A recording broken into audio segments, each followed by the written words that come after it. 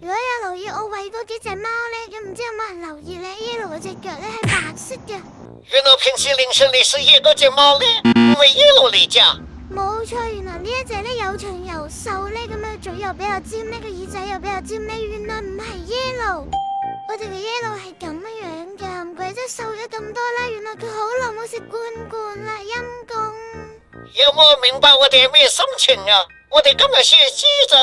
昨晚咧就餵貓啦，咁我都仲未走嘅，咁啊佢就入咗嚟食嘢啊，咁又發現咧就考唔多似 Yellow 噃，睇真啲，原來佢真係唔係 Yellow 嚟噶，佢就係喺過年嗰陣時出現嘅，因為當時都有少少懷疑啦，呢隻貓唔似 Yellow 嘅，足足俾佢呃咗幾個月啦，咁啊原來我餵緊唔係3隻貓，係餵緊4隻貓啊，仲有佢從來都唔會日頭嚟噶，都係夜晚凌晨之後嚟嘅，即係睇唔清楚佢嘅樣，跟住咧有一日咧就有個人問啦喎，點解 Yellow 絕咗肉之後佢耳仔係冇剪嘅咧？我當時仲答翻人哋我話唔係啊，燈光問題啫嘛 ，Yellow 係剪咗嘅。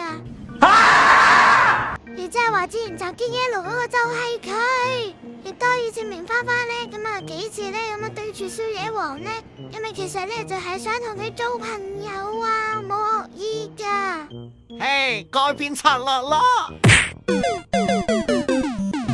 近排真係好多事發生啊，咁我都唔知講咩好啦。嗰啲4隻狼狼咧，咁 CCTV 入片咧就唔可以鋪太耐嘅，就短啲啦。咁又點算呢？咁唯有買多啲架撐呢，咁喺雜物房嗰度咧提供俾 Yellow 同埋花花2個啦。第4隻狼狼啊，咁我哋就幫佢起咗個名叫做偷雞，